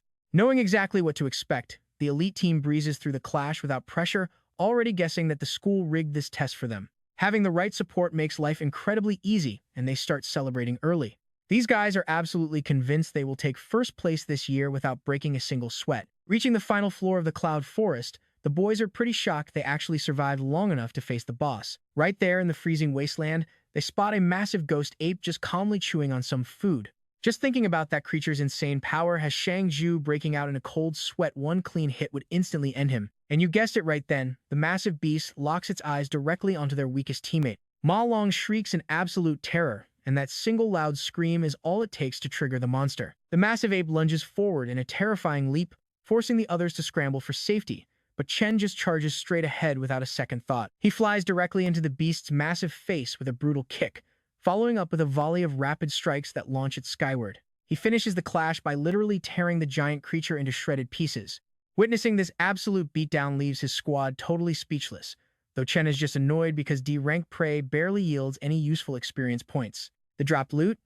Total disappointment. Suddenly, he hears his teammates shout in pure excitement after finding giant mana crystals, which the monster had hidden away inside a hollow tree trunk. Absolutely thrilled by this unexpected windfall, the boys immediately reach out to grab the glowing crystals. Chen yells for them to freeze, but his warning comes a second too late as a blinding burst of light erupts from the tree. Within mere seconds, the entire surroundings are frozen solid in thick ice. Shang Zhu and the filming drones are completely frozen solid by the icy shockwave, causing the live broadcast to suddenly go pitch black up in the VIP room. Watching this, the corrupt director smirks, as if he planned for this exact disaster. Knowing elite beasts often set lethal traps, He knew it was just a matter of time before Chen and his rookie squad blundered straight into danger. Vice Chairman Cavendish frowns, visibly worried about the young students. The director acts sorry for Chen and claims they must evacuate the team immediately, but the principal strongly objects, arguing that the kids are not in actual danger just yet, especially since their protective bracelets will trigger automatically if their life force plummets. Plus, not a single kid is thrown in the towel, and he believes they alone should choose when to call it quits. Shivering down in the dungeon, Ma Long realizes he is the only member of the squad who managed to escape being frozen solid. That is because his unique class possesses an incredibly high natural resistance to ice attacks. Suddenly, Ma Long hears a chilling laugh and locks eyes with a merciless skeletal ice beast, immediately recognizing the creature as the dungeon lord from his monster handbook. He remembers that this cloud mage can effortlessly control both offense. He also remembers this vile monster. Talk about absolute nightmare fuel, the Bone King loves torturing prey, and realizing this setup was a trap, Ma Long bolts. Ma Long knows pretty well he cannot fight a C-class lord monster alone. He lunges forward to save Chen, but a freezing projectile pierces his leg before he can arrive. The Bone King laughingly mocks his pain, while Ma Long's bracelet flashes a warning that his leg has been fully pierced. The prompt offers him a chance to forfeit, but Ma Long stubbornly refuses, dragging himself forward to melt Chen out before their only hope is gone. Suddenly, another frozen shard drives clean through his arm, pinning him down despite his desperate struggles while the Bone King laughs at his pain, and his bracelet sounds yet another critical injury alert. Warning him about his ruptured arm and dangerously spiking heart rate, the device repeatedly begs him to withdraw from the trial. But instead of quitting, Ma Long flashes back to his painful past. He spent his whole life running away whenever things got tough, always leaving himself far behind everyone else. He vividly remembers the constant bullying and the mocking laughter. His squad worked way too hard to reach this stage to just throw it all away. Realizing this is his absolute last shot to rewrite his destiny, he gathers every drop of willpower, drags himself up, and shatters the ice surrounding Chen. Standing tall as the Bone King fires a ruthless storm of freezing spikes at him, Ma Long lets out an epic roar just as Chen finally snaps his eyes wide open. The massive ice block instantly explodes, and Chen bursts forward, snatching Ma Long out of harm's way in a single, lightning-fast move that completely stuns the Bone King. Ma Long instantly realizes that Chen had actually shattered that massive frozen tomb completely by himself. Chen sincerely thanks Ma Long for trying to rescue him and quickly checks on his bleeding wounds. Ma Long replies that the bleeding has finally stopped, so he will be fine. He tells Chen this monster is a cloud type. Specifically, it is a C-rank lord called the Bone King, and fighting it is incredibly risky. To survive this, they absolutely cannot let themselves get frozen again. They turn around only to see the boss charging up massive ice shards. Long freezes in shock, realizing a massive ice nuke is heading their way. Seconds later, the blast detonates, burying the whole screen in blinding white. The monster starts laughing, but freezes after seeing both boys alive. Chen swaps classes to the Doom Flame King, triggering his Cloud Warrior Frost body to completely ignore all cold damage. This swift shift also spikes his defensive stats in the freezing cold, totally flipping the battlefield in his favor. The Bone King screams in pure horror. Even Long is totally baffled as he watches his buddy, who should be a Volt assassin, suddenly morph into a Cloud-type warrior. He wonders if Chen is some crazy prodigy who somehow managed to awaken two classes at once. Chen casually apologizes. He totally miscalculated things earlier. He admits he dragged his buddies into a deadly spot because of his slip-up. Then, he swaps classes again to become an abyssal fiend, unsheathing his Purgatory Warrior sword. Turning to face the Bone King, he is fully ready to end this battle right now. His best friend's jaw literally hits the floor at this. See, regular Awakeners only get a single class to master, but a tiny handful of people are born with two distinct classes at once. They are insanely rare. No wonder every major guild fights to recruit them. But that is not even the craziest part of this. Looking closer at his friend, Long realizes Chen is actually cycling through three totally different classes. Wait, get this. Every single one of those classes is absolutely broken. In this Abyssal Fiend form, Chen's raw stats skyrocket at a terrifying speed. His immense physical power launches him into the air like a missile. He rockets straight toward the giant boss with terrifying momentum. The boss's smug face instantly drops when it senses his lethal pressure. With one clean slash, Chen cuts right through the bony beast like butter. Instant level 17. Plus, he snags a super rare loot drop. Staring down at the shattered skeleton, Long is completely paralyzed with shock that his buddy just one-shot a C-rank boss. Chen casually points out that the rest of their squad is still iced over. Ma Long instantly panics, realizing he completely forgot about everyone else during that insane fight. He races off to thaw them out before they literally freeze to death. Once his friend is gone, Chen sees a prompt to devour the defeated Frostlich King. With no witnesses nearby, he quickly absorbs the core and unlocks the Cloud Mage class. Since the boss's massive blizzard completely blinded every camera drone nearby, nobody watching the broadcast will ever know about his secret power either. Just when you think he's done, another notification flashes. His Lightning Assassin class upgraded too, giving him a stat-boosting star. Meanwhile, inside the D-rank Gloomvine Grotto, the Student Council President's squad is getting completely destroyed. No matter how hard they strike, this D-rank boss is way too tough for amateurs. Their mage trying to bind the beast with magic chains is already about to pass out. Worse yet, the archer's lightning arrows feel like a gentle massage rather than actual damage to the boss. The beast easily flings them, just like cheap toys. This brutal beating makes them question if all their simulator training was completely useless. They have never dealt with anything close to this tier of power. The tired mage quickly realizes the council president is their only hope. Standing way in the back, the president strikes a dramatic pose.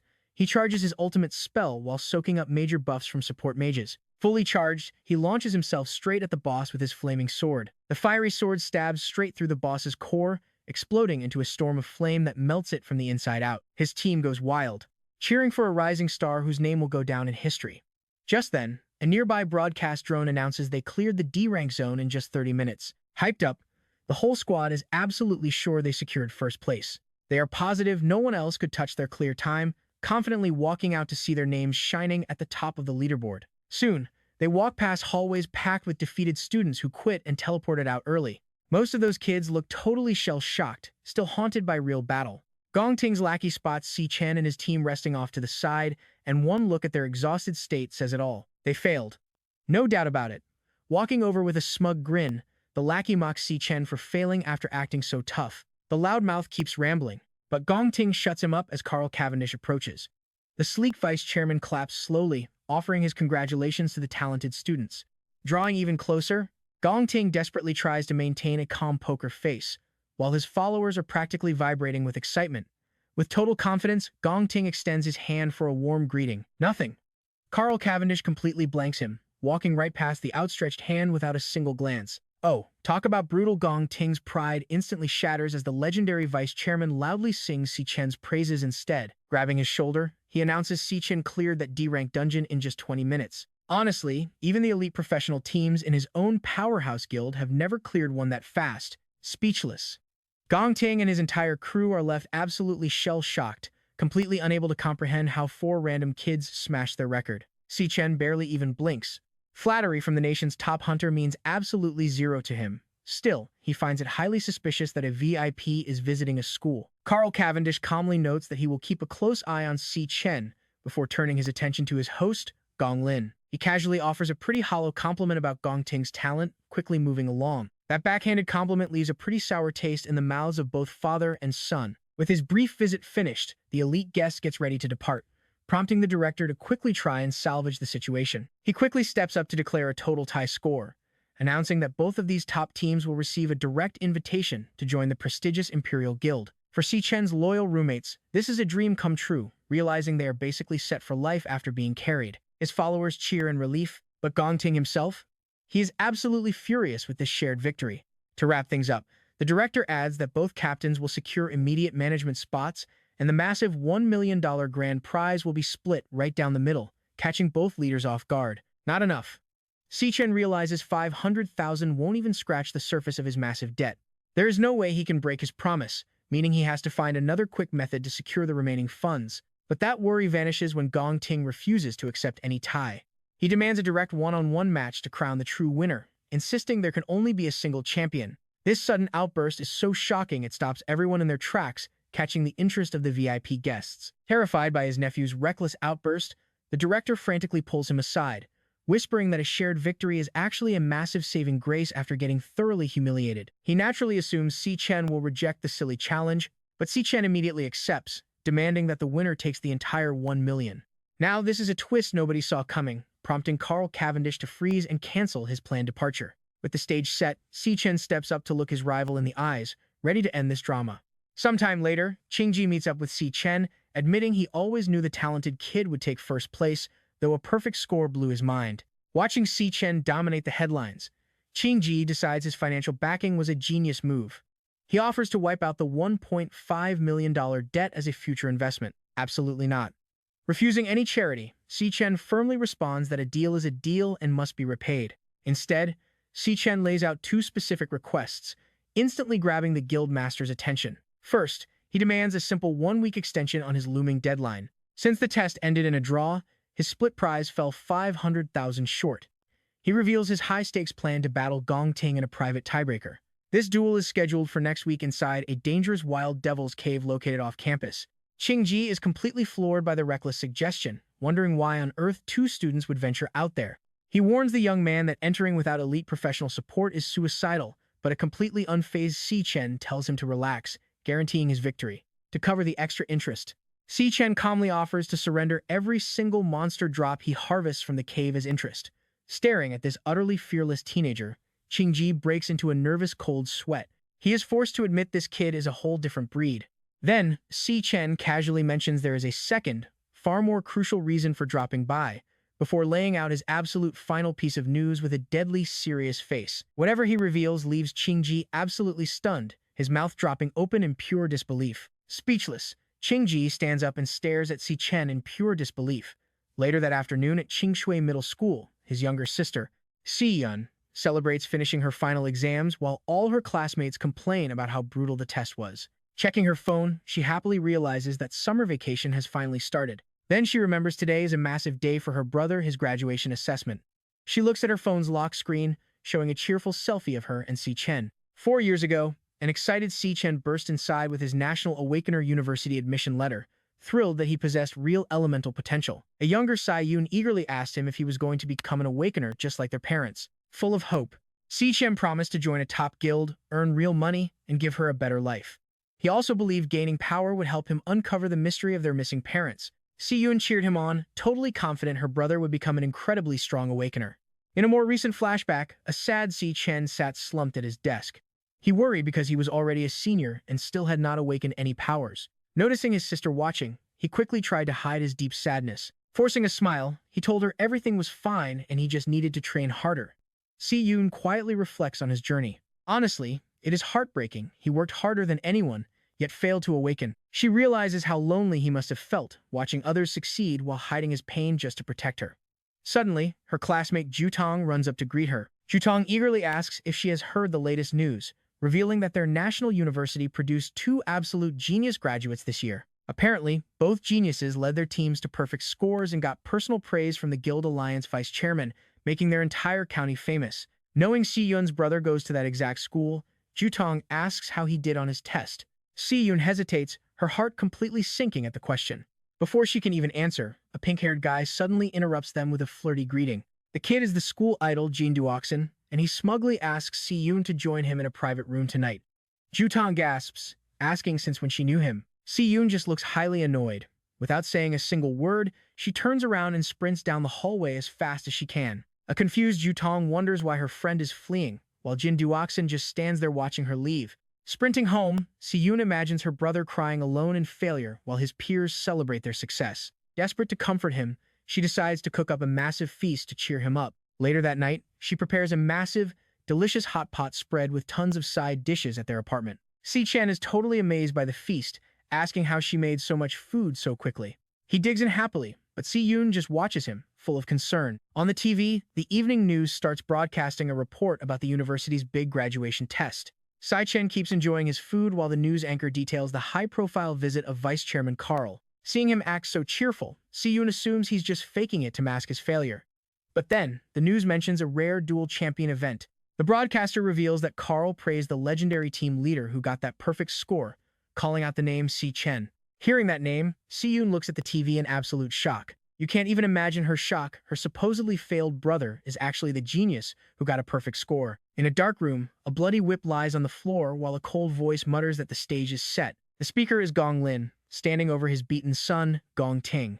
Holding the whip, Gong Lin yells that he invited a special audience for a victory. He furiously scolds his son for ruining the entire performance he had planned. Covered in bloody cuts, Gong Ting gasps for air while his father reminds him he embarrassingly tied with a complete nobody. He declares that Gong Ting will not make decisions anymore, revealing he has already stepped in and rigged the upcoming tiebreaker. Gong Ting hangs his head as his father coldly states that he will take care of things himself. He vows to win by any means necessary, totally obsessed with keeping first place inside the Gong family. Back home, Si Yun turns to her brother, asking if the Si Chen mentioned on TV is actually him. Si Chen calmly continues eating his dinner, confirming that yes, it is him. Stunned by this, Si Yun drops her spoon, which clatters on the floor as lightning outside perfectly mirrors her shock. She stares at him in pure disbelief, realizing her brother pulled off such an insane feat during the assessment. To think he led his team to a perfect score and even got personally praised by the vice chairman. Silence. A heavy silence falls over the entire dinner table, crying happy tears. Si Yun lowers her head to wipe them away.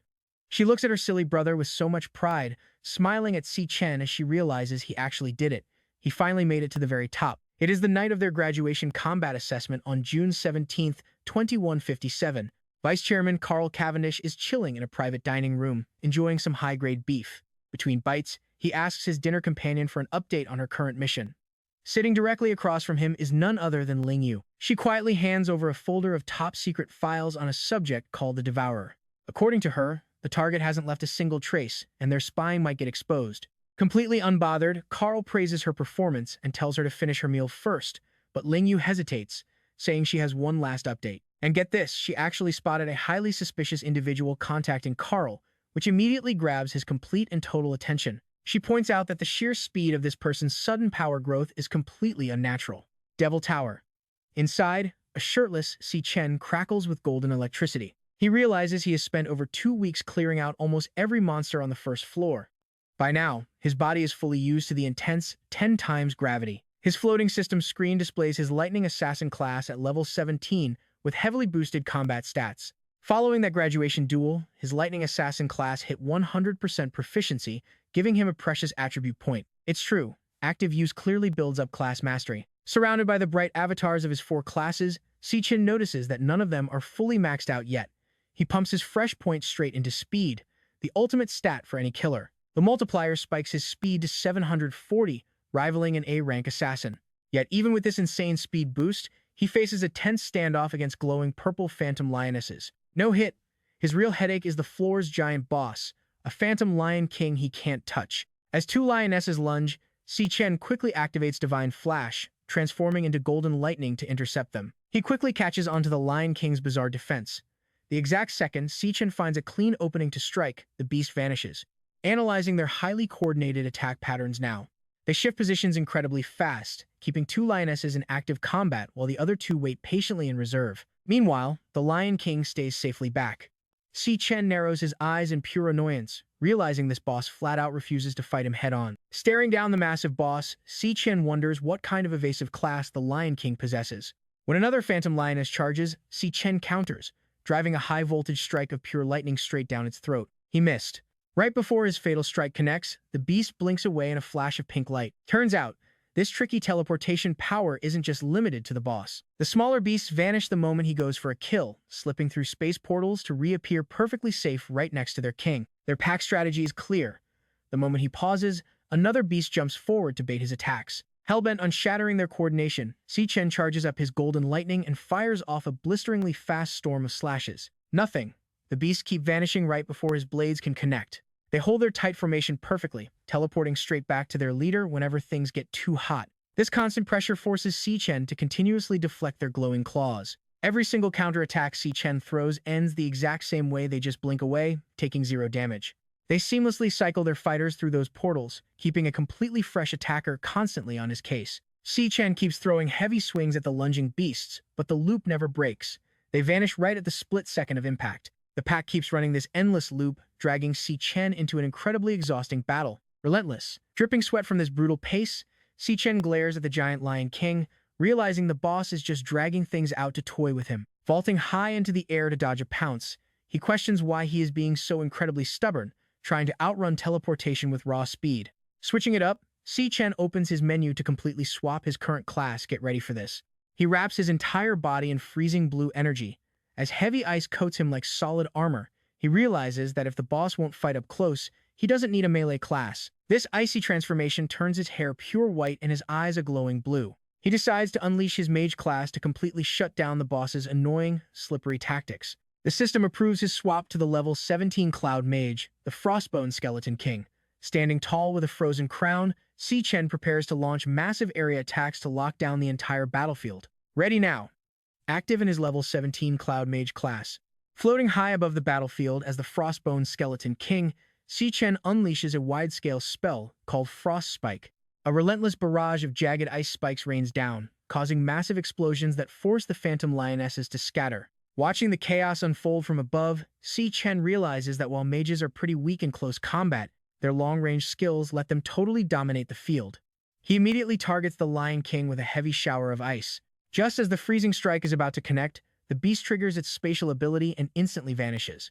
The Lion King slides out of a portal a safe distance away, easily dodging the impact. As the giant beast regroups with its pack, a massive swirling vortex of absolute zero energy traps them all. Si Chen smiles by forcing the beast right into his kill zone. He completely shuts down their annoying hit-and-run tactics. Sensing extreme danger from above, the terrified beast looks up and checks this out. Si Chen is holding a massive frost blast bomb. Si Chen coldly declares there is nowhere left to hide.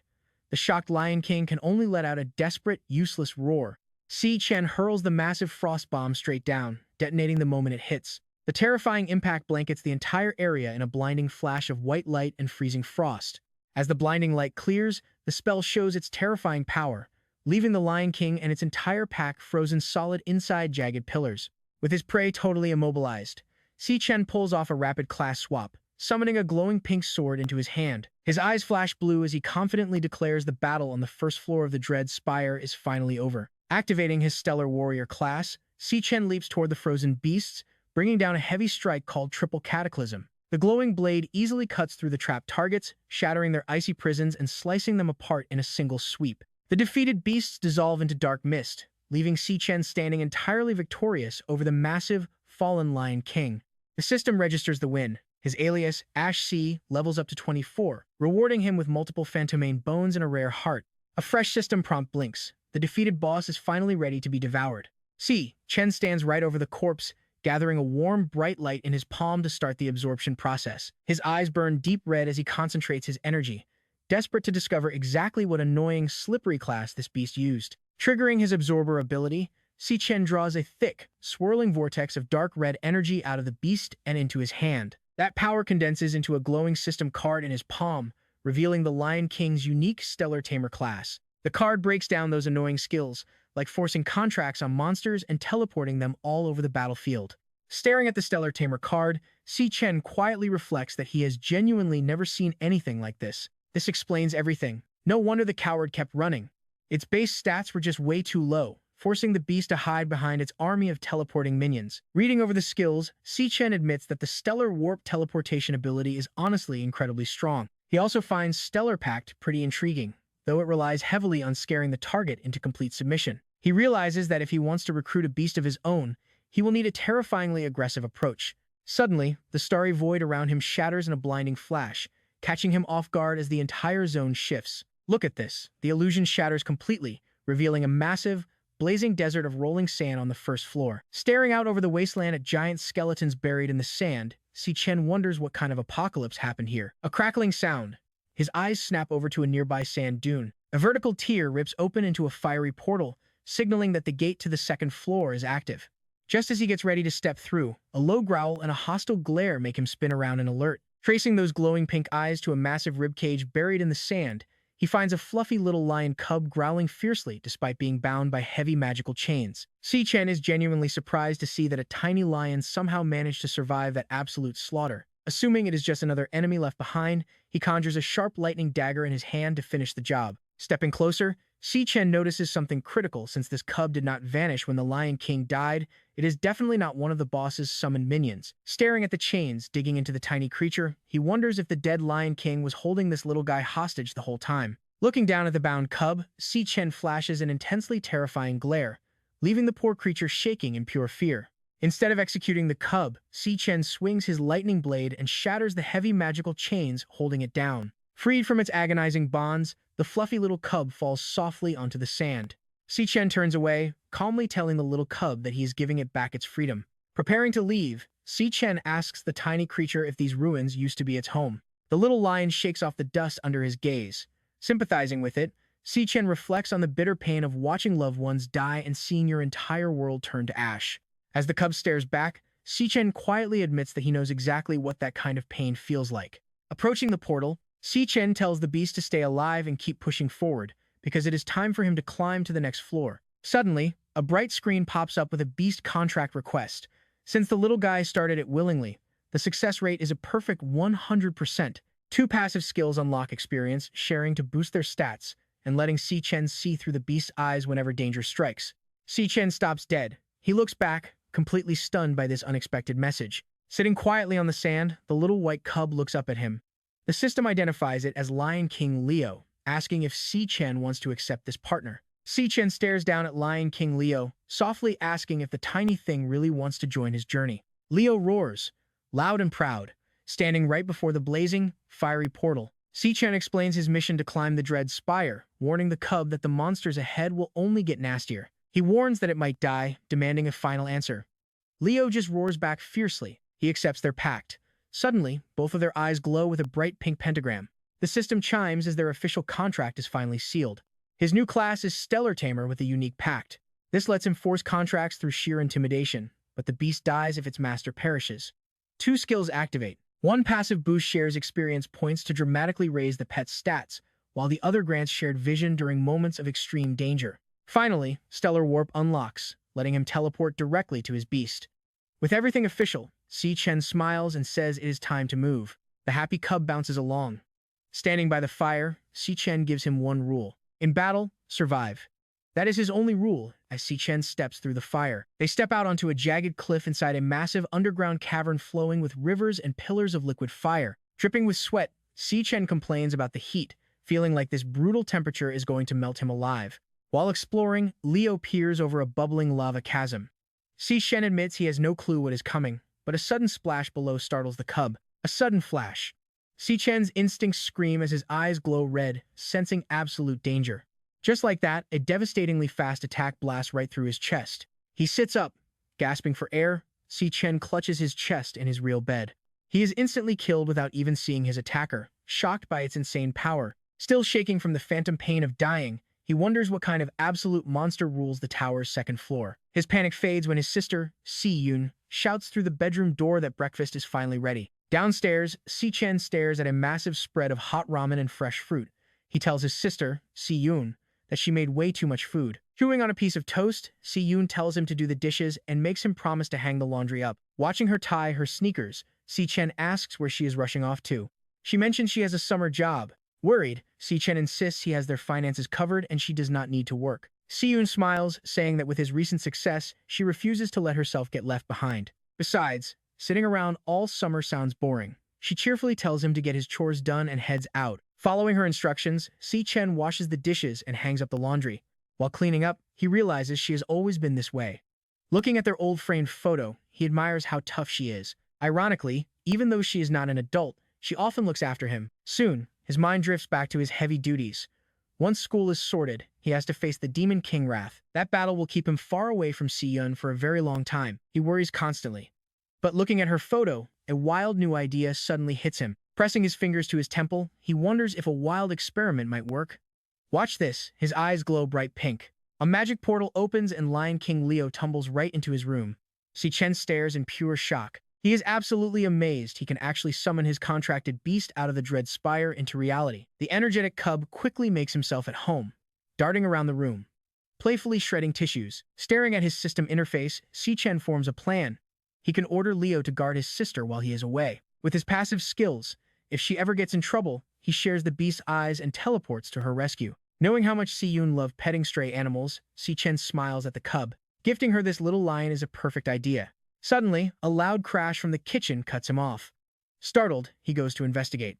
Hoping Si Yun loves her new pet, his confidence completely vanishes the moment he sees the kitchen. The cub caused total chaos. Plates are shattered and he's aggressively gnawing on the faucet. Meanwhile, out in the city at sunset, a burst of dark energy blasts a street security camera, leaving the alley completely unmonitored. Right below, a bloody man clutching an ice blade crawls back in pure terror. He begs his hidden attacker as a demonic claw suddenly manifests. The demonic claw lunges, brutally impaling the helpless man straight through his chest. His eyes widen in horror. Glowing crimson tendrils hoist him high into the air. A creepy system screen pops up, coldly showing a loading bar as the man gets eaten. Meanwhile, an exhausted Si Yun walks home from her summer job. She sighs in relief. Her feet are totally ruined from the summer bubble tea rush. Her route takes her straight into a dark underpass. She has no idea she is walking under that broken security camera. As her steps echo, a sudden presence makes her freeze. She spins around as a cold voice from the shadows says, "You are finally here." Waiting in the shadows, Jin Duaxin is holding a massive bouquet of red roses, showing he has been waiting forever. He blocks her path to offer the flowers. He says she ran off too fast to hear his invite, bragging that he booked the entire top floor of Purple Peak for them tonight. Looking at the flowers, Si Chen asks how he even knows her address. Jin Duaxin smugly credits his dad, the hospital director, saying tracking her down was easy. Unbothered, Si Chen coldly replies, "We are from different worlds." She warns him never to look for her again and walks away. Annoyed, Jin Duaxin grabs her arm. He complains about the massive effort to book the venue, angrily asking if she is really going to stand him up and embarrass him in front of everyone. Si Chen glares, coldly saying she does not care about his stupid reputation. Then she calls him out, telling him straight up that stalking her all the way home is incredibly creepy. Triggered by being called creepy, Jin Duaxin snaps. With a dark glare, he threatens her, warning she has no idea who she is messing with or what he can do. Before he can finish that threat, "Watch this," Si Chen swiftly counters with a brutal headbutt straight to his face. The impact sends him crashing down, crying in pain as blood starts gushing. Standing over him, an angry Si Chen tells him to go get his head checked at his dad's hospital. Fuming, she walks away, warning him to stay clear while complaining that his pathetic stunt totally ruined her entire day. Later that evening at her apartment building, a warm light shines from her window, a huge contrast to that sketchy, dark alley. Arriving home, Si Chen is absolutely amazed when she is handed the fluffy white lion cub, Leo. Her eyes sparkle with instant adoration.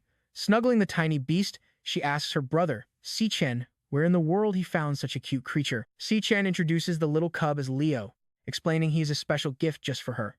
Overjoyed, she still can't believe she gets to keep a real baby lion. As Leo purrs in her arms, Si Chen spots a weird detail.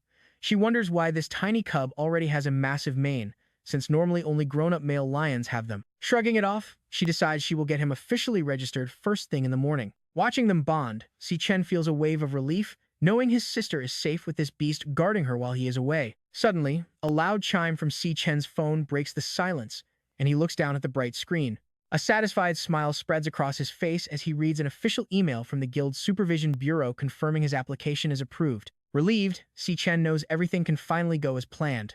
With his home secure and the paperwork sorted, he feels extremely confident. Now, he is finally ready for his next massive hurdle, the graduation tiebreaker duel against Gong Ting in 6 days. 6 days later, the big tiebreaker exam begins at the city outskirts in Greenlight Forest. Director Gong Xuan tells both candidates to pay close attention as he explains the rules of the exam. Standing before a glowing green portal under a massive tree, Gong Xuan announces the school selected this wild dungeon for their tiebreaker. He mentions that recent surveys rank this dungeon as D-class, confirming both Si Chen and Gong Ting will step inside simultaneously to take their exam in the exact same zone. Next, he quickly warns the students that wild dungeons are entirely unmapped and far more dangerous than standard academy training grounds. Because of this risk, 3 elite senior guild members from Easternia are joining them as examiners. They plan to enter alongside the candidates, keeping them completely safe while evaluating their combat skills.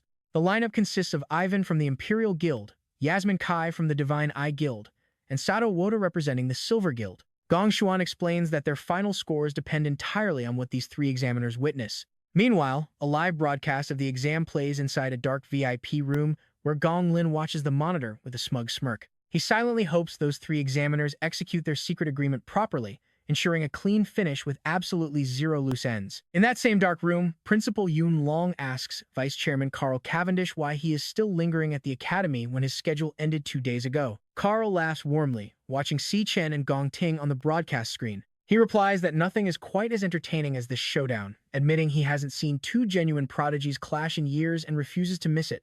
Gesturing directly toward the Green Gateway, Director Gong Xuan loudly announces the official start of the graduation tiebreaker match. Locked in with intense determination, the clash between Si Chen and Gong Ting begins. 0 hesitation.